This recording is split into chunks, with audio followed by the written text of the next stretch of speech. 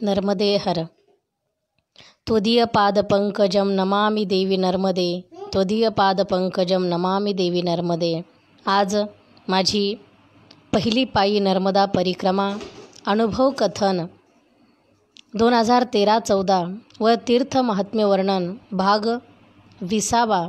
त्यासाठी मी हरिभक्तीपरायण सौ सीमाताई नवनाथ महाराज आहेर, श्री क्षेत्र ताहराबाद, तालुका राहुरी, जिल्हा अहमदनगर येथून आपल्यासमोर लाईव्ह येत आहे. आज नर्मदा परिक्रमा कथन 20 भाग. आपण काल बघितलं की मणिनागेश्वर या तीर्थक्षेत्रामध्ये रात्रीचा मुक्काम झाला आणि एकादशीचं फराळ 4 वाजता झालं आणि संध्याकाळी त्याच ठिकाणी आराम केला. त्याच ठिकाणी आम्ही पुन्हा सगळ्यांनी कपडे वगैरे धुतले, कारण तिथं खूप मोठे मोठे बाथरूम होते आणि पाण्याची खूप व्यवस्था होती. म्हणून तिथे कपडे सगळ्यांनी धुवून पुन्हा वाळत घातले. मी सुद्धा माझे सगळे कपडे धुतले आणि त्या ठिकाणी 4-5 वाजल्यापासून थांबलेलो होतो. रात्रीही बराच वेळ जागलो, गप्पा मारल्या आणि सकाळी आता उठायला आणखी उशीर झाला. म्हणून कसे तरी घाईघाई सगळे 6-6:30च्या दरम्यान उठले आणि आता पळापळ करू लागले. कुणी म्हणू लागलं मैयेमध्ये स्नानाला जायचं, कारण मैया एकदम जवळच होती. अर्ध्या घाटावरच तो आश्रम होता. पण तिथल्या महाराजांनी सांगितलं की मैयेवर स्नानाला जाऊ नका, एवढ्या सकाळी गेलात ना की तिथं मगरी असतात आणि तिथं खरोखर वरती घाटावर येऊन बसतात त्या. थोडं ऊन पडलं ना की थोड्या वेळाने भरपूर मगरी तुम्हाला बघायला भेटतील. म्हणून त्यांनी सांगितलं आता तुम्ही घाटावर जाऊ नका, स्नान इथंच करा. म्हणून तिथेच स्नान केलं. आणि आज माझं सांगायचं म्हणजे मला ही 4 दिवस झालेले होते. डोक्यावरून पाणी घेतलं, कारण मी ही गोष्ट मुद्दामून सांगते, कारण माझ्या ज्या माता भगिनी परिक्रमेला जाणार असेल त्यांना पुन्हा अडचण येणार नाही आणि पुन्हा असे प्रश्न निर्माण होणार नाही ह्याच्यासाठी. म्हणून आता सगळे कपडे, बॅग सगळंच काही धुतलेलं होतं आणि ते सगळं एवढंसं वाळलेलं सुद्धा नव्हतं, पण तसेच ओले कपडे सगळं बॅगही गारच होती, तशीच पाठीवर घ्यायची होती. तसं सामान त्यामध्ये भरलं. जे सामान ओलं होऊन खराब होण्यासारखं आहे ते त्यांच्या बॅगीमध्ये ठेवलं आणि बाकीचं माझ्या बॅगीत घेतलं. थोडा वेळ झाला आणि त्या महाराजांनी सांगितलं आता सगळ्यांनी चहा घ्यायचा आहे. चहा घेतला. त्यांनी सांगितलं नाश्तासुद्धा करायचा. नाश्ता करायची तशी तयारी नव्हती, कारण आता पुढची ओढ होती. काल दुपारपासून थांबलेलो होतो. त्यांनी सांगितलं ठीक आहे, पण सगळेच म्हटले कालची एकादशी होती, नाश्ता करू. मग नाश्ता करेपर्यंत इकडे आम्हीसुद्धा थोडा परिसर बघून घेतला. गोशाळा वगैरे, इकडचं खालच्या भागालाही खूप झाडं वगैरे होतं आणि खूप रम्य ठिकाण आहे ते. त्याची चालू कल्पामधली कथा मी तुम्हाला पुढे नंतर सांगणारच आहे, पुढच्या मणिनागेश्वराजवळ गेल्यावर. म्हणून त्या ठिकाणी सकाळी नाश्ता केला आणि तिथल्या महाराज मंडळींनी सगळ्यांना आम्हाला काही दक्षिणा दिली आणि दक्षिणा देऊन ते आम्हाला वाटं लावण्यासाठी बऱ्याच लांबपर्यंत आले. कारण पुढं गेल्यावर 100-200 फूट गेलं की लगेच ओढा होता, खूप खोल ओढा होता आणि त्याचं पाणी मैयेमध्येच जात होतं. पण त्या ओढ्यातून जाण्यासाठी खूप मोठं गवत होतं, तिथून जाणं खूप अवघड होतं. म्हणून त्यांना असं वाटलं तुम्ही रस्ता चुकाल, म्हणून ते आम्हाला सोडण्यासाठी त्या ओढ्यापर्यंत आले. दोघंही महाराज मंडळी. त्यांना असं खूप आनंद व्हायचा की किती दिवसांनी भेट झालेली आहे शास्त्री महाराजांची आणि त्यांची, पण आता पुन्हा जाणार म्हणून त्यांना थोडं वाईटही वाटत होतं. मग तसंच बोलत त्या ओढ्यापर्यंत आलो. त्यांनी पुढचा रस्ता दाखवला आणि आता आम्ही पुढच्या मार्गाला लागलो. नर्मदे हर म्हणून त्यांनी सांगितलं परत या. आता परत या म्हटल्यावर आम्ही लगेच म्हणायचं का हो आलोच, येतो परत, तसं नाही. नर्मदा मैयेची इच्छा. मैया जर म्हटली, मैया जर परत घेऊन आली तर नक्की येऊ. कारण ही भक्ती असते आणि ही श्रद्धा असते. कारण पंढरीनाथालासुद्धा पंढरपूरला जाण्यासाठी वारकरी कधीच अट्टाहास करत नाही, गेलंच पाहिजे म्हणून. कारण का करत नाही माहिती आहे? जर कुणी वारी जवळ आली, आषाढी वारी, आणि वारकऱ्याला जर विचारलं यायचं का पंढरपूरला, तर ते म्हणतात बघू देवानी बोलावलं तर. म्हणून काही माता भगिनी पूर्वी म्हणायच्या ना, पंढरी पंढरी औंदा नव्हतं माझं मन, देवा ग विठ्ठलाने चिठ्ठ्या पाठविल्या 2. म्हणजे देव आपल्याला बोलविल तेव्हाच आपण जाऊ, असं त्याचा अर्थ आहे. म्हणजे नर्मदा मैयेनी परत बोलावलं तर नक्की येऊ, असं म्हणायचं असतं. म्हणून त्यांनी नर्मदेहर म्हणून ते परत आश्रमाकडे निघून गेले आणि आम्ही पुढच्या मार्गाला लागलो. पुढेच 1 किलोमीटर चालून गेल्यावर किनाऱ्यानेच, एकदम किनाराही नव्हता आणि खूप बाजूनही नव्हतं, पण खूप चढ उतार करत करत तिथून पुढे निघालो तर एक गाव लागलं. ते गाव म्हणजे कृष्णपुरी गाव. त्या चढ उतार करत करत बाभळीतून काट्यातून कसं तरी वरती चढलो आणि त्या गावामधून, गल्ली बोळामधून ते गाव पार केलं. विचारत होतं पुढे आश्रम किती लांब आहे. त्यांनी सांगितलं जवळच आहे आणि आश्रमाचा रस्ता दाखवला, पण सगळं शेतच होतं. आणि आश्रम एकदम मैयाच्या किनाऱ्यावर असल्यामुळे आता मैयाही खूप फिरून आलेली होती, त्यामुळे रस्ताही लवकर सापडत नव्हता. कसं तरी विचारत आणि अंदाजी पाऊल वाटाने चालत होतो नर्मदेहर म्हणत, आणि थेट त्या आश्रमाजवळ पोहोचलो.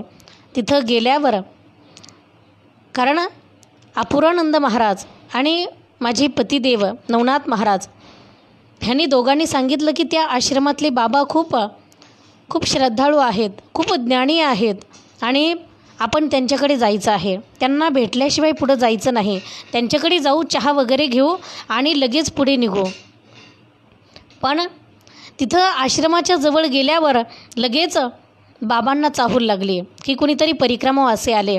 आमच्या आवाजाने ते घाईघाईने बाहेर आले आणि मोठ्याने नर्मदेहर म्हणून त्यांनी सांगितलं, आओ बाबाजी.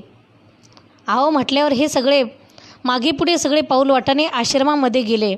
पण मला अजूनही माझं मन खात होतं की आपण अजूनही आश्रमात जायचं नाही, म्हणून मी बाहेरच एका कडेला उभी राहिलेली होती. पण ह्यांनी सांगितलं थोडा वेळ कपडे वाळत घालती का, म्हणून मी कपडे वाळत घालत तिकडंच उभी राहिले. ह्यांनी सांगितलं किती जण आहात. ह्यांनी सांगितलं आम्ही 9 जण आहात. 9? मग तुम्ही तर 8च जण दिसता. त्यांनी सांगितलं आहे एक जण तिकडं कपडे वाळत घालते, बोलवा ना. मग माझ्या पतिदेवांनी सांगितलं नाही, तिला आज 4 दिवस झालेत. त्यांनी सांगितलं अरे मग बोलवा, तिला बोलवा इकडे. आणि मला भीती वाटू लागली, आता कसं जायचं. पण बोलवा म्हटल्यावर थोडं बरं वाटू लागलं, कारण त्या आश्रमामधलं पावित्र्य एवढं होतं. तुम्ही कधी जाल तर अजूनही तिथे आहे ते सगळं. तिथलं एवढं पावित्र्य होतं की आश्रमामध्ये येत असताना गेटच्या बाहेरच चप्पल सोडायचे, गेटच्या बाहेरच सॉक्स काढायचे आणि गेटच्या आतमध्ये आलं की लगेच हातपाय धुवायचे आणि मगच इकडं यायचं. आणि आतमध्ये सुद्धा एवढं सुंदर, एवढं रम्य वाटायचं, एवढं पावित्र्य होतं तिथं की तिथं गेल्यावर असं घाण करावी, कचरा करावी अशी इच्छाच होत नव्हती, एवढं सुंदर होतं. मी त्या आश्रमामध्ये बाबाजींसमोर गेले, लांबूनच हात जोडले. बाबाजींनी सांगितलं बेटा, अरे तू येणार हे तर मला रात्रीच कळलं होतं. आम्हाला तर काहीच, मला वाटलं यांनी फोन केला असेल, मी काही लक्ष दिलं नाही. म्हटलं असं का, असं म्हटले. आणि त्यांनी सांगितलं जा मंदिर आहे तिथे, सगळ्यांनी दर्शन करून या एकदा. आम्ही सगळेजण गेलो, आमचं आसनच तिथं लावलं, सगळ्यांनी बॅगा तिथं ठेवल्या आणि दर्शन करण्यासाठी गेलो. ती मंदिर होतं, मंदिराचं पूर्ण बांधकाम झालेलं नव्हतं, अर्ध्यापर्यंतच बांधकाम झालेलं होतं. वरती कळस नव्हता, वरती काही पत्रे वगैरे सुद्धा नव्हते. अगदी असे लाकडं लावलेले होते आणि त्यावर काही कागद टाकलेला होता. मध्ये जाऊन बघितलं तर तो मंदिरसुद्धा एवढं सुंदर आतून दिसू लागलं आणि त्यामधल्या मूर्ती ज्या होत्या त्या नवग्रहांच्या मूर्ती होत्या. नवग्रहांचं ते मंदिर होतं. सगळ्या ग्रहांचं लांबून दर्शन घेतलं आणि आम्ही पुन्हा बाबांकडे गेलो. बाबांनी चहा केला आणि सांगितलं आता सगळ्यांनी जेवण करून जायचं. सगळे म्हणायला लागले नाही नाही जेवण नको, आम्हाला पुढे निघायचंही, चहा घेऊन आम्ही लगेच निघतो. बाबांनी सांगितलं मी जाऊ देणार नाही. आणि त्यांनी अपूर्वानंद महाराज आणि माझ्या महाराजांना त्या बाबांनी ओळखलं. म्हणे अरे तुम्ही तर पहिले पण आले होता ना. ह्यांनी सांगितलं हो आलो होतो, कारण ते बाबाजी म्हणजे ते क्षेत्र संन्यासी होते. आणि क्षेत्र संन्यासी म्हणजे संन्यास घेतल्यानंतर 12 वर्ष त्यांनी एकाच जागेवर थांबायचं. कुठेच गावातसुद्धा जायचं नाही, कोणाच्या घरी जायचं नाही, कुठंच जायचं नाही, कुठं जायचं नाही, ते तिथेच होते. त्यांना आता 10 वर्ष पूर्ण झालेले होते. त्यांनी सांगितलं की नर्मदा मैया खूप कृपा करत असते. मी रात्रंदिवस तिचा 10 वर्षापासून इथं अनुभव घेतो आहे. आणि हे बघा तुम्ही इथं थांबाल तर तुम्हाला नर्मदा मैयेचं दर्शन होईल, कारण मी 10 वर्षापासून तो अनुभव घेतो आहे. आणि तुम्ही परत म्हणाल की आम्ही परत आल्यावर येऊ, तर ते शक्य नाही आहे. परत तुम्ही नक्की याल, त्यामध्ये शंका नसेल, पण तुम्ही इथं आल्यावर मी इथं असेल की नाही हे सांगता येत नाही. कारण कोणाचा काय भरोसा आहे, कोण कधी कुठं भेटेल. आणि नर्मदा किनारा असा आहे, कारण त्या महात्म्यांचे शब्द आहेत. त्यांनी सांगितलं या नर्मदा किनाऱ्यावर खूप सिद्ध महात्म्य आहेत की आपली लायकी नसतानासुद्धा त्यांचं दर्शन आपल्याला होत असतं. आणि आपल्याला त्यांचं दर्शन झालं की आपल्या सगळ्या पापांचा नाश होत असतो. म्हणून कोणाचं दर्शन कधी होईल सांगता येत नाही. आणि एकदा झालेल्या साधूचं दर्शन परत होईल असंही सांगता येत नाही. म्हणून तुम्ही आता आलेले आहात ना, आज इथं थांबून घ्या. पण कोणीच तयार होत नव्हतं. महाराष्ट्रीयन सगळे आहेत, त्यांनी ओळखलं आणि त्यांनी सांगितलं तुम्ही महाराष्ट्रीयन आहात ना, मग आम्हाला पुरणपोळी बनवा. आता पुरणपोळी बनवायची म्हटलं तर एक दिवस तिथंच जाणार. शास्त्री महाराजांनी सांगितलं नाही आम्ही परत आल्यावर बनवू, पुन्हा कधी बनवू. त्यांनी सांगितलं नाही आजच बनवा. पण ते शक्य नव्हतं, कारण एवढ्या घाईमध्ये. आणि पुरणपोळी कशी बनवणार अचानक. आता तर 9 साडेनऊ वाजलेले होते आणि आता बनवायला घेतली तर दुपार 4-5 वाजतील. आणि मग जेवायचं कधी. म्हणून सगळ्यांनी नकार दिला. बाबाजींनी सांगितलं ठीक आहे मग भाजी भाकरी बनवा. आता भाजी भाकरी बनवायची म्हटल्यावर सगळे एकमेकांकडे बघू लागले. पण शास्त्री महाराजांनी सांगितलं ठीक आहे बाबांचं समाधान करू, आपण भाजी भाकरी बनवू. कुठंतरी बनवायचंच आहे ना, मग इथं एवढ्या प्रेमाने म्हणतात ना, तोपर्यंत आपल्याला 4 गोष्टी काही महत्त्वाच्या ऐकायला भेटतील. म्हणून आमच्यामधले जे रंगनाथजी महाराज होते त्यांनी लगेच विचारलं कुठे कणकीचा पिठाचा डबा घेतला आणि लगेच कणिक मळू लागले. खूप मोठा गोळा त्यांनी बनवला आणि पीठ मळून दिलं. आता त्यांनी सांगितलं माझं काम झालं बरं का. बाबाजींनी सांगितलं मी डाळ भात करतो आणि तुम्ही रोट्या बनवा. सगळ्यांनी सांगितलं ठीक आहे. आता बाकीचे सगळे नाडेकर, संदीप भाऊ आणि अपूर्वानंद महाराज आणि रंगनाथजी महाराज हे सगळे आराम करण्यासाठी गेले. आम्ही सांगितलं शास्त्री महाराजांनी वायाळ दादाला आणि शेळके बाबालाही सांगितलं तुम्ही आराम करा. ते दोघंही आरामाला गेले आणि कपडे वाळत घालत तिकडे बसले पटांगणामध्ये. आता आम्ही 3 जण रोट्या बनवू लागले. माझी पतिदेव, मी आणि शास्त्री महाराज आतमध्येच गॅसवरती रोट्या बनवत होतो. पण खूप आनंद वाटायचा, कारण रोट्या म्हणजे आपल्या इकडच्या चपात्यासारखं नाही. त्याला तेल लावा, मोडपा दोडपा असं काही नाही. नुसत्या लाटायच्या आणि तव्यावर टाकायच्या, लाटायच्या आणि तव्यावर टाकायच्या. थोड्यावरती भाजल्या की पुन्हा दुसऱ्या गॅसवर भाजवायच्या. म्हणजे ते सोपं काम वाटू लागलं. आणि इतक्या बनवल्या, पण मला काही कळत नव्हतं. मी म्हटलं ह्याला तेल कधी लावायचं. त्या बाबाजींनी सांगितलं बेटा त्याला आत्ता तेल नाही लावायचं, त्याला मी नंतर तूप लावणार आहे. तुम्हाला जेवायला देताना अगोदर तूप लावून मग मी देणार आहे. आम्ही रोट्या बनवत होतो तेवढ्यात महाराज म्हटले मी जातो, माझं काहीतरी काम आहे. ते बाहेर निघून गेले आणि राहिलेले रोट्या शास्त्री महाराज आणि मी आम्ही बनवल्या. पण जेव्हा रोट्या बनवून झाल्या, अचानक 10-15 माणसं आले. 10-15 माणसं आले. ते महाराजांचे भक्तच होते गुजरातमधले. शहरातून खूप लांबून आलेले होते. ते आल्यावर बाबाजी त्यांच्यावर खूप रागावले. म्हटले, लवकर येता येत नव्हतं का? किती सगळे परिक्रमावासी आलेत, बघा तुम्ही ही जोडी तर बघा. अरे, लग्न होऊन फक्त 1.25 महिना झाला आणि लगेच परिक्रमेला आले. किती भाग्यवान आहे बघा ती. ते माझ्याबद्दल सांगू लागले, पण आम्हाला आवरायचं होतं, आमचं काही तिकडे लक्ष नव्हतं. आणि सांगितलं आता त्यांना भूक लागली असेल. लगेच आम्हाला जेवायला ताटं केले. पण सांगितलं नर्मदा मैयेला नैवेद्य तुम्ही जोडीनेच घेऊन जायचा. मला थोडा संकोच वाटायचा, कारण त्या बाबाजींनी सांगितलं होतं की 4 दिवसापर्यंत मैयेला स्पर्श करू नको. पण आता काय करायचं? आणि ह्या बाबाजींनी हट्ट धरला की तू नर्मदा मैयेला नैवेद्य घेऊनच जायचा. मला काहीच कळत नव्हतं. मी फक्त नर्मदा मैयेला, कारण तिथून मैया खूप खोल दिसत होती. उंचावरती तो आश्रम होता. वरून मैयेला हात जोडले आणि सांगितलं आता माझ्यासमोर धर्मसंकट आहे. मला पाप आणि पुण्य मला माहितीसुद्धा नाही, कारण मी स्वयंपाक कधी केलेलाच नव्हता. लग्नाच्या अगोदर फक्त जेवायचं आणि ताट सरकून द्यायचं एवढंच माहिती होतं, कारण महाराज होते ना मी. म्हणून हे सगळ्या गोष्टीची मला काही माहिती नव्हती. पण आता मला खूप मोठं संकट पडलं आहे. मग आता तूच बघून घे काय करायचं. पण बाबाजींनी सांगितलं काही असेल आणि तू नर्मदा मैयेची इच्छा का समजत नाही? मग मी गप्प बसले. त्यांनी सांगितलं नर्मदा मैयेची इच्छा आहे, मला तुझ्याशी खूप काही बोलायचं आहे, एकदा नैवेद्य दाखवून ये, मग बोलू आपण. मग महाराजांनी नैवेद्य हातात घेतला. मी पाण्याचा तांब्या भरून घेतला आणि आम्ही दोघं, आणखी ते गुजरातमधली मंडळी सगळेजण गेलो आणि नर्मदा मैयेमध्ये थेट. त्यांनी सांगितलं खूप खोल जाऊ नको हां, खूप चिखल आहे आणि मगरीसुद्धा आहेत. कडेनेच मैयेला नैवेद्य दाखव. मंत्र म्हणशील ना आपला वारकऱ्यांचा? मी म्हटलं हो म्हणेल.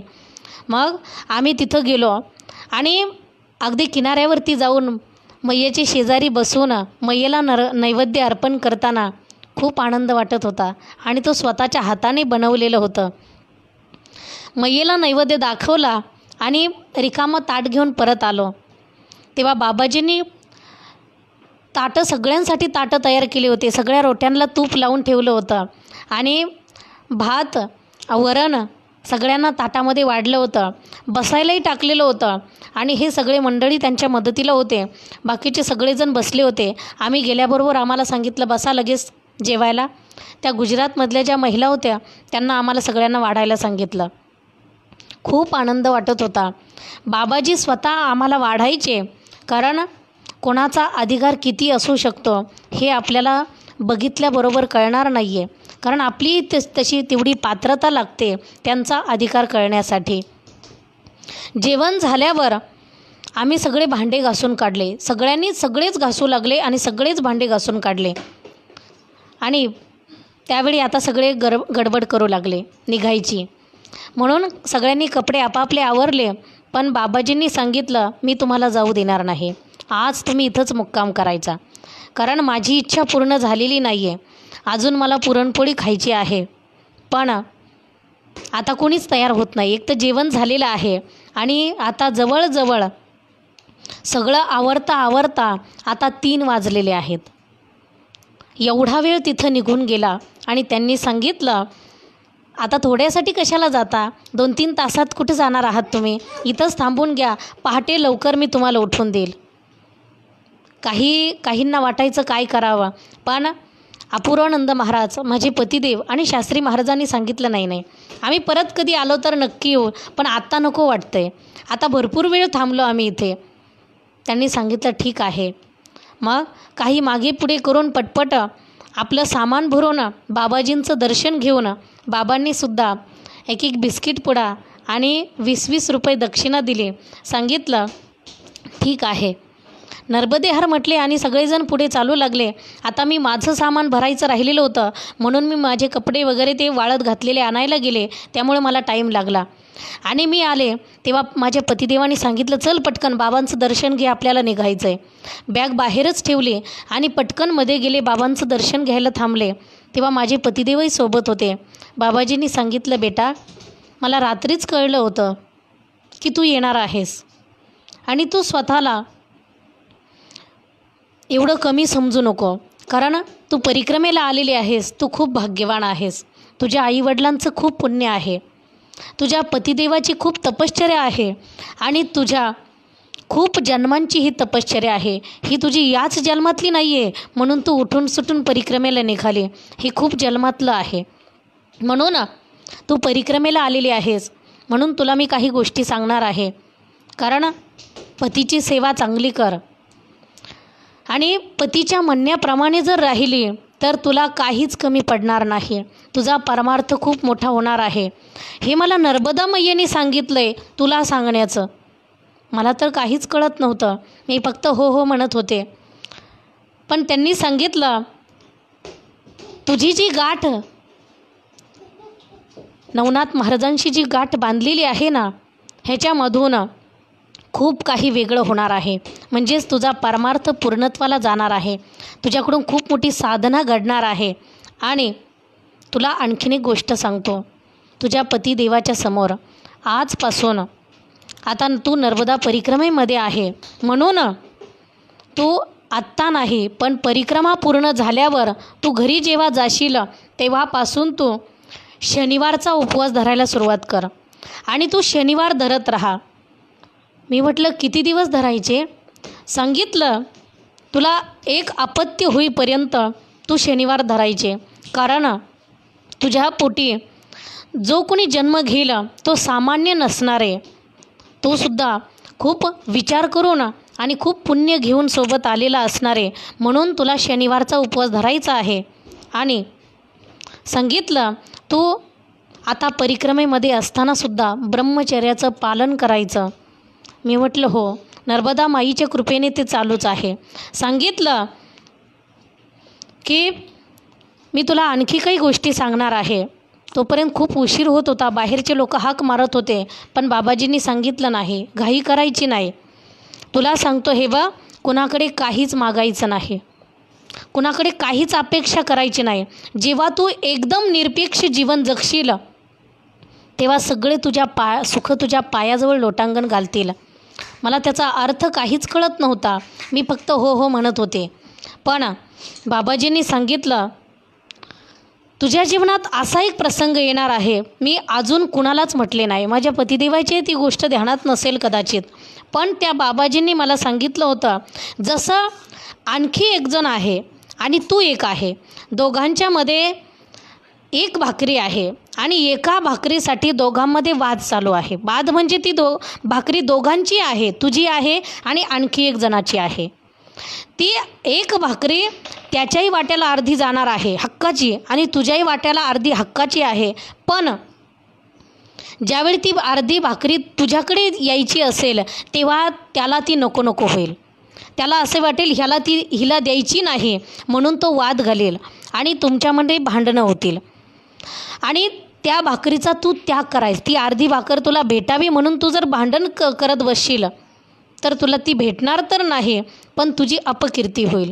आणि जर तू त्या भाकरीचा त्याग केला तर त्याचं कर्म आणि भगवंताची इच्छा त्याने घेतलेली एक भाकरी तुझी अर्धी आणि त्याची अर्धी त्याला ती सुखाने खायला भेटणार नाही. म्हणजे त्याच्या पोटात ती जाणारच नाही, पण त्याच्या बदल्यात तुला दुसऱ्या 2 भाकरी मिळाल्याशिवाय राहणार नाही. मला कधीच त्याचा अर्थ कळाला नव्हता, पण मला त्याचा अनुभव आला 1 वर्षापूर्वी. पण मी तुम्हाला आत्ता सांगणार नाही, कारण माझ्या 2018-19च्या परिक्रमेमध्ये मी तो अनुभव तुम्हाला सांगणार आहे. कारण त्या बाबांनी सांगितलेली गोष्ट माझ्या त्यावेळी लक्षात आली, पण ते सांगत होते तेव्हा लक्षात आली नाही. त्यांनी सांगितलं कोणाकडे काही मागायचं नाही. अगं मी काहीच मागत नाही. या ठिकाणी राहतो ना तर आपोआप लोक येतात इथे, आपोआप सगळे सेवा करतात. मी कुणाच्या घरी जात नाही आणि कुणाला काही मागत नाही. आणि त्यांच्या बोलण्यातून असं वाटत होतं, ते हिंदीतूनच बोलायचे पण ते महाराष्ट्रीयन असावे. कारण त्यांनी एक गोष्ट सांगितली होती, साधूंचं असं असतं जर कधी सांगायचं असेल काही, कारण आपणच तसं विचारायचं नसतं. साधूचं कुळ आणि गंगेचं मूळ पाहण्यात दोष आहे म्हणतात. म्हणून साधूला कधी त्याचं कुळ गोत्र नाव काही विचारायचं नसतं. फक्त. आणि गंगेचं मूळही पाहण्याचा कधी प्रयत्न करायचा नसतो. म्हणून एकदा असंच परिक्रमेमध्येच एका परिक्रमेमध्ये एका माणसाने तिथल्या एका कोणी सेवा करणाराच गृहस्थ होता, पण त्याला विचारलं, कारण तो मराठी बोलत होता म्हणून त्याला विचारलं, तुम्ही कधीपासून इथं आहात? एवढंच म्हटला तो म्हटला दंडा घेऊनच याच्यावर धावला. तो म्हटला याला मारतोच. कधीपासून आहात म्हणजे मी काही खून वगैरे करून आलेलो दिसतो का म्हणून मला विचारता कधीपासून आहात? म्हणजे कधी कुणाला विचारायचं नसतं. आपल्या इकडं विचारलं तर खूप भूषणाची गोष्ट आहे. अरे मला विचारलं आहे कधीपासून आहात, काय करतात, कसे आहात? तिकडं तसं विचारायचं नसतं. तिकडं फक्त त्यांच्याकडून आपल्याला किती चांगल्या गोष्टी ऐकायला मिळतील ह्याचा विचार करायचा असतो. म्हणून त्यांचं कुळ गोत्र आपण विचारायचं नसतं. पण साधूंना जर कधी इच्छा झाली सांगायची तर ते सांगत असतात. त्यांनी सांगितलं की 5 जण भाऊ होते आणि त्यांचे आईवडील असे होते की त्यांच्या वडील नोकरीला होते, त्यांना परमार्थाचा काही गंध नव्हता. पण त्यांची आई जी होती ना तिचं लग्न झालं आणि लग्न झालं त्या दिवसापासूनच, कारण अगोदरची ती परमार्थ करत असावी म्हणून ज्ञानेश्वरी तिच्या मुखोद्गत होती. त्यांनी महाराष्ट्रातली गोष्ट सांगितली. ज्ञानेश्वरी तिच्या मुखोद्गत होती. आंघोळीला बसली आणि पहिला तांब्या अंगावर घेतला की लगेच ती ओम नमोजी आद्यापासून सुरुवात करायची. तर दिवसभरामध्ये ती कुणासोबत काहीच बोलत नव्हती. सगळं काम होईपर्यंत रात्री झोपेपर्यंत ती पूर्ण ज्ञानेश्वरी म्हणत होती. किती पटपट म्हणत असेल. मग रोज ज्ञानेश्वरी म्हणायची. पण कालांतराने तिला जे 5 मुलं झाले ना, 5ही मुलं मोठे झाले आणि खूप मोठ्या मोठ्या नोकरीला लागले. पण 5ही मुलांना आपोआप नोकरी करत असताना अचानक वैराग्य झालं आणि 5ही मुलांनी घरदार सोडून दिलं, संसार सोडून दिला आणि ते हिमालयात निघून गेले. पण 5व्या क्रमांकाचा मुलगा होता ना, तो दिवसभरात 3 देशामध्ये फिरत होता आणि 3 कपडे ड्रेस बदलत होता आणि त्याची नोकरीच इतकी मोठी होती. पण त्यालासुद्धा वैराग्य झालं आणि त्यांनी संन्यास घेतला आणि संन्यास घेऊन तो जंगलात राहू लागला. आता तर त्यांनी हे सगळं त्यांच्याचबद्दल सांगितलं, पण आम्हाला ज्यांना कळलं त्यांना कळलं. आम्ही कळून घेतलं की हे त्यांच्याचसाठी सांगितलेलं आहे. कारण इतका मोठा महात्मापोटी जन्माला येण्यासाठी आईचीसुद्धा खरोखर तेवढी पुण्याई असेल. म्हणूनच तर खूप विद्वान होते ते. त्यांच्या आश्रमामध्ये इतके ग्रंथ होते आणि कायम ते अभ्यास करत होते. 5ही भाऊ ते साधू झालेले आहेत, संन्यासी झालेले आहेत आणि हे सगळं आईवडिलांची पुण्याई आहे. म्हणून त्यांनी मलासुद्धा अशा गोष्टी समजावून सांगितल्या की तुझ्या पतीमुळे तू खूप मोठी होणार आहे. अगोदर तुझ्या वडिलांमुळे तू परमार्थाची सुरुवात केली, पण पतीमुळे खूप मोठी आणि खूप तपश्चर्या घडणार आहे आणि तुझ्या पोटी जेव्हा कधी जो मुलगा जन्माला येईन तो सुद्धा तुझा परमार्थ कळसाला नेणार आहे. मला तर हे काही गोष्टी आवडतच नव्हत्या. ते बोलत होते तेव्हा मी लक्ष एवढं देत नव्हते, पण आता त्या लक्षात यायला लागल्या, त्या सगळ्या खऱ्या दिसायला लागल्या. म्हणून आता तर बाबांचा निरोप घ्यायचा आहे. पण बाबांनी सांगितलं, बेटा ही गोष्ट तुला एखाद्या कोणीतरी साध्या माणसाने सांगितली आणि तू तिच्याकडे दुर्लक्ष करू नको. मी जेवढ्या काही गोष्टी सांगितलेल्या आहेत ह्या सगळ्या काळजीपूर्वक तू ध्यानात ठेव, आचरणात आण आणि ह्याच्याकडे लक्ष दे. कारण हे मी सांगत नाही आहे, ही तुझी नर्मदा माई सांगते आहे. त्यावेळी माझ्या डोळ्यात पाणी आलं आणि मी बाबांचं दर्शन घेतलं. बाबांनी सांगितलं, बेटा काळजी करायची नाही, तुझी परिक्रमा सफल होणार आहे, परिक्रमा पूर्ण होणार आहे. या वयात अरे कोणी परमार्थ करत नाही, परिक्रमा करत नाही, तू करती आहेस, खूप भाग्याची गोष्ट आहे. आणि महत्त्वाचं म्हणजे आपल्या पतीसोबत करती आहे, हे तर अति महत्त्वाचं आहे. म्हणून तिथे त्यांच्याकडे कन्या भोजनासाठी कोणीतरी मेकअपचं सामान खूप आणून दिलेलं होतं मुलींना वाटण्यासाठी. त्यांनी सगळं सामानाची खूप मोठी पाटीच भरलेली होती. ते सगळं माझ्यासमोर ठेवलं. मला सांगितलं, तुला काय लागतं ते घे. मी सांगितलं, मला ह्याच्यातलं काहीच लागत नाही, कारण ह्या सगळ्यांचा मी त्याग केलेला आहे. मला ह्यामधलं कोणताच शृंगार नको आहे. पण त्यांनी सांगितलं नाही, तुझ्या नर्मदा मैयाची इच्छा समजून घे काहीतरी. मी कोणत्याच वस्तूला हात लावत नव्हते, कारण मला ओझंही वाटत होतं.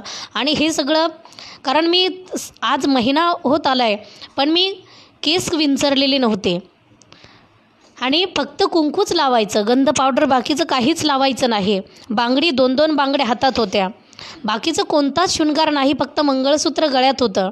मग ह्याची काय गरज आहे? पण त्यांनी हट्ट धरला आणि एक नील पॉलिशची बाटली माझ्याकडे दिली. सांगितलं एवढी ठेव.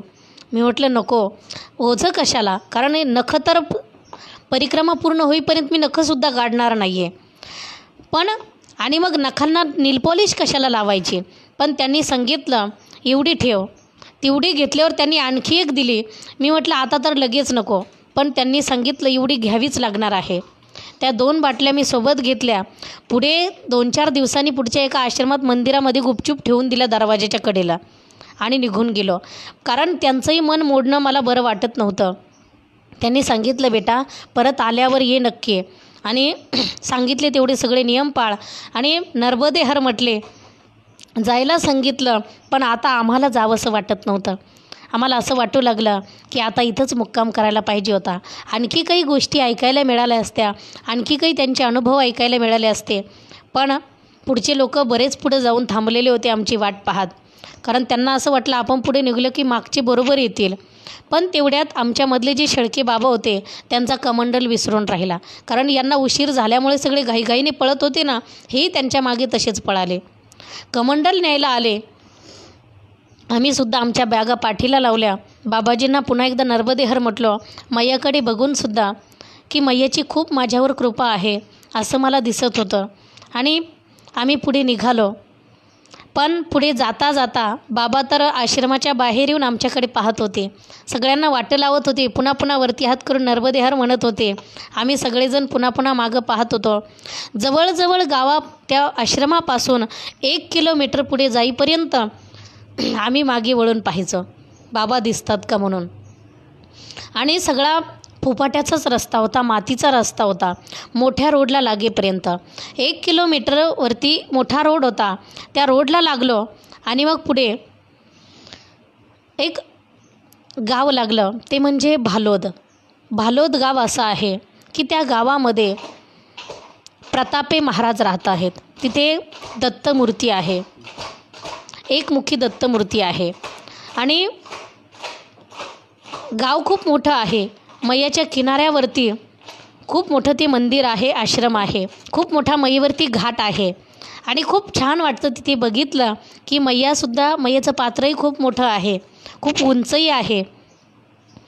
गावामध्ये गेलो नाही, पण अलीकडून डाव्या हाताला वळलो, कारण आता जवळजवळ 3:30 वाजलेले होते आणि सगळ्यांनी आता एकमेकांना सांगितलं की आपण आता पुढे जायचं आणि ते म्हणजे मढीला जायचं.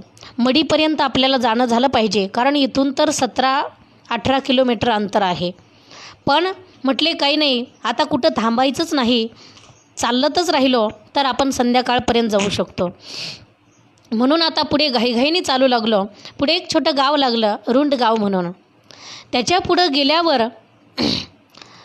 अगदी दोन्ही बाजूनी बाबळी, मोठे मोठे झाडं आणि असा कच्चा रस्ता लागला.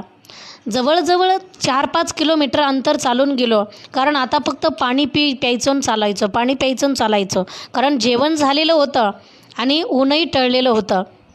जाता जाता पुढे एक नदी लागली, मोठा ओढाच होता तो, आणि त्या नदीमध्ये पाणी होतं. ती नदी पाण्यातून पार करायची होती. आता पाणी दिसलं की आम्हाला नको नको वाटायचं, कारण पाण्यातून जायचं म्हटलं की बुटं काढा, सॉक्स काढा, बसा, पुन्हा ते सगळं हातात घ्या, पलीकडे जा, पुन्हा घाला आणि मग चालायला लागा, एवढे सगळे प्रश्न असायचे. पाण्यातून पार करायची नदी दिसली आणि मोठे मोठे मशीनचे कळपं यायचे. पण का कुणास ठाऊक त्या मशीनना आणि लहान मुलांना परिक्रमावासियांचं खूप भीती वाटते. मशीननी परिक्रमावासी पाहिल्या की अशा पळायच्या, घाबरून पळायच्या. आणि त्या ओढ्यामध्ये नेमकं आम्ही पाण्यातून ती नदी पार करत होतो आणि पलीकडे गेलो तर खूप मोठा मशीनचा कळप आला आणि त्या मशीनच्या पुढं ती बाई चालत होती, जी म्हशी वळत होती ती पुढं चालत होती आणि तिच्या पाठीमागे 20-25 म्हशी होत्या. आम्हाला त्या म्हशींनी पाहिलं. आमच्या सगळ्यात पुढे अपूर्वानंद महाराज चालत होते. पुढं चालत असताना म्हैस अगदी त्यांच्याकडे अशी टवकारून बघत होत्या. सगळ्या एका जागेवर उभ्या होत्या, अशा आवेशात होत्या. तेवढ्यात त्यांनी अशी काठीवर केली. जशी काठीवर केली तशीच म्हशी उधळल्या. जशा उधळल्या त्या म्हशीनं त्या बाईला लुटून दिलं. बाई हुलगडली, पडली नाही, हुलगडली. पण त्या बाईला इतका राग आला, ती अशी शिव्या देऊ लागली तिच्या गुजराती भाषेमध्ये. आम्ही खरोखर रेकॉर्डिंग करायला पाहिजे होत्या, पण आम्हाला काही कळेनाच. ती बाई खूपच बोलायला लागली, शिव्या द्यायची देवेंद्र महाराजांना की त्यांनी म्हशीला हे केलं. पण ते त्यांच्या अंगावर आल्या होत्या. मग जेव्हा समोर आलेले आहेत, अंगावर येत आहे म्हणजे प्रतिकार करणं काही पाप नाही, चुकीचं नाही आहे. म्हणून त्यांनी काठी थोडीशी फक्त अशी केली, काठी हल्लेली दिसल्याबरोबर म्हशी पळाल्या. इतक्या पळाल्या म्हशी, कुठं कुठं गेल्या तिला सापड्यानंसुद्धा आवरणंसुद्धा. खूपच भनाकल्या. मग आम्ही थोडं पुढं निघून गेलो आणि मग काय हसू आवरेना. म्हटलं बाई तर खूपच भडकली होती आणि शिव्याचा भडीमार चालला होता. एवढ्या शिव्या देत होती, पण काही कळत नव्हतं काय काय देत असेल. पण पुढं निघून गेल्यावर खूप मोठमोठ्याने आणि पोट धरून हसलो. पण पुढं गेल्यावर एक गाव लागलं. त्या गावाचं नाव आहे अविधा. अविधा म्हणून गाव लागलं. त्या गावामध्ये जात असता एक महात्मा भेटले आणि त्या महात्म्यांना बहिर्दिशेला जायचं होतं. देवी परिक्रमेमध्येच असावे. म्हणून त्यांनी सांगितलं की पाणी आहे का तुमच्याकडे. आता महाराजांच्या कमंडलमध्ये पाणी होतं, पण सगळ्यांनी 2-3 जणांनी थोडं थोडं आणखी पाणी त्यांच्या कमंडलमध्ये दिलं. त्यांचा कमंडल पाण्याने गच्च भरला. त्यांना बहिर्दिशेला जायचं होतं. घाईघाईने पाणी घेऊन त्यांनी सामान खाली ठेवलं आणि जायचं. तर हे म्हटले नर्मदेहर. मागून जो येतो तो नर्मदेहर म्हणतो. आता जो नर्मदेहर म्हणेल त्याच्यासाठी त्यांना थांबावंच लागतं आहे. घाई तर झालेली आहे, पण ह्यांच्यामुळे थांबावं लागतं. म्हणून सगळे नर्मदेहर जेव्हा म्हटले तेव्हा बाबा तिथून निघून गेले. आम्ही पुढे चालते झालो. पुढं गेल्यावर गावामध्ये मंदिरामध्ये गेलो तर तिथल्या एका बाबांनी आम्हाला थांबवलं. बाबाजी चाय पी के जाओ म्हणून चहा घ्यायला थांबलो. आणि चहा घेऊन त्यांनी सांगितलं आता कुठे जाणार आहात. आता तर भरपूर टाईम झाला आहे, 4-5 वाजत आले, दिवस मावळल थोड्या वेळात. पण सांगितलं नाही आम्हाला आज मढीला जायचं आहे. ते म्हटले कसं शक्य आहे, अजून 10-12 किलोमीटर तरी असेल. ह्यांनी सांगितलं काही नाही, जाऊ पळतच. ते म्हटले ठीक आहे. नर्मदेहर म्हणून पुढे निघालो. पुढे 2-2, 3-3 किलोमीटरवर एक जरसाड गाव लागलं, एक कराड गाव लागलं आणि एक लिंबोदरा गाव लागलं. 2-2, 3-3 किलोमीटरच्या अंतरावर हे गाव लागले आणि आता सारखं पळतच होतो. हो, हा त्याच्या पुढे, तो त्याच्या पुढे. कारण जेवण झालेलं होतं. आता थांबून तरी कुठे काय करायचं होतं. कारण आणि मध्ये थांबून काही मैयाही नव्हती, काही नव्हतं. म्हणून चालतच होतो. चालत घाईघाईने थेट जवळजवळ संध्याकाळचे 7-7:30 वाजले. तोपर्यंत अंधारात चालतच होतो. पाहता पाहता मढी आली आणि ती जगदीश बापूंची मढी म्हणतात तिला. अगदी मैयाच्या किनाऱ्यावरती आहे. खूप मोठे मोठे जुनाट झाडं तिथं आहेत आणि खूप मोठी गोशाळा आहे.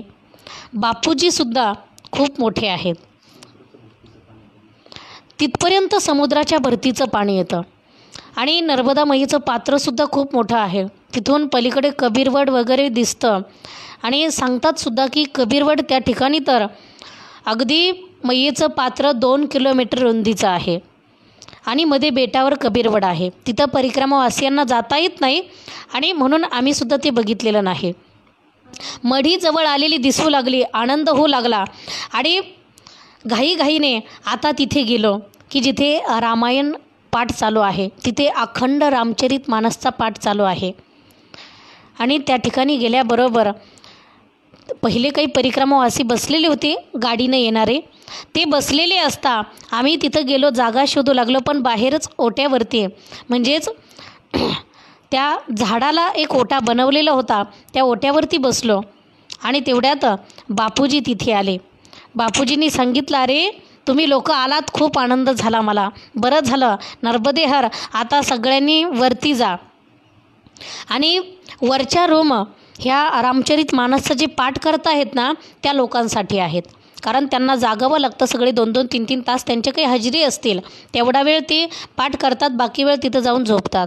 तुम्हाला ती रूम देतो, पण तुम्ही आरडाओरडा करायचा नाही, जास्त बडबड करायची नाही, आरती हळूहळू म्हणायची, नाहीतर आरती इथंच म्हणून घ्या. पण इथं तिथं आसन मांडण्यापेक्षा तिथं जाऊन आसन लावून हळूहळू आरती म्हणू. मग गेल्याबरोबर लगेच जेवणाची तयारी होती. बॅगा साईडला ठेवल्या आणि लगेच जेवणं केले.